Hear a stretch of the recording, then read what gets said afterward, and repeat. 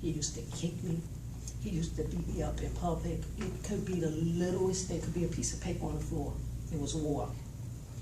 And in my mind, I'm like, why would someone just want to abuse you for no reason? But I was a praying woman. As you said, I'm a minister, and literally, I would get on my knees and I'd be like, Lord, why am I here? Why am I still here? But what happens is we get low self-esteem. We begin to believe when people call us ugly, you're fat, ain't nobody gonna want you. It begins to seep into our mental. And we begin to believe that's who we are. People ask me all the time, why did you stay in it? I don't know.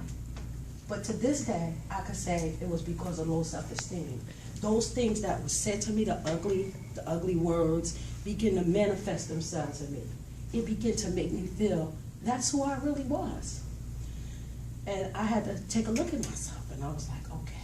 And to stay in that for 11 years, I could remember running from my house, leaving my son at a baby on a bed one winter.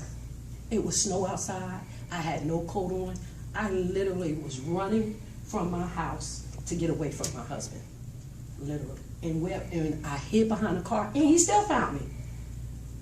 And I said to myself, oh my God, you're running out your house. I leave, I go back. I can remember one time my son said to me, literally, we going back. Well, he was a baby then.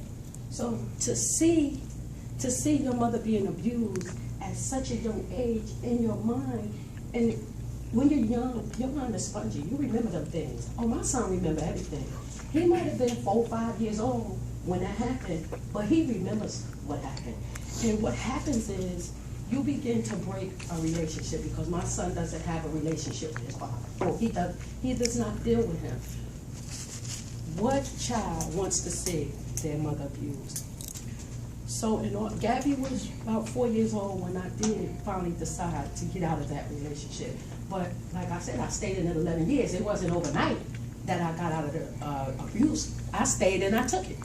For 11 years, I took the beatings, I took the punches in the eyes, I took the kicks in the stomachs and pushing me down the stairs, and when I'm driving, fighting me while I'm pregnant.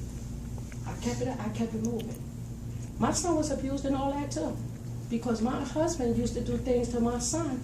My son had started having seizures one time, and like out of nowhere, he cut out one morning and fell to the floor. I was like, oh my God, I was screaming, I was hollering.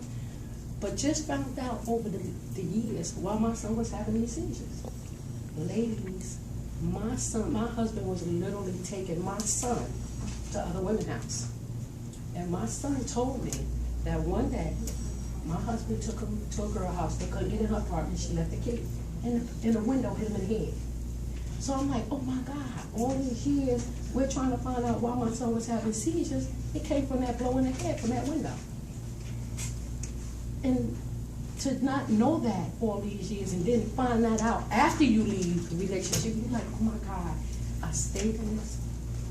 Never stay. When people start, even when somebody start calling you ugly, you ain't pretty. We ain't ugly by a long shot. We have to take a inner look at our own self. You have to go dig deep down within yourself. We do all kinds of things to make ourselves pretty. We put weaves on, right? We put makeup on. I don't wear makeup.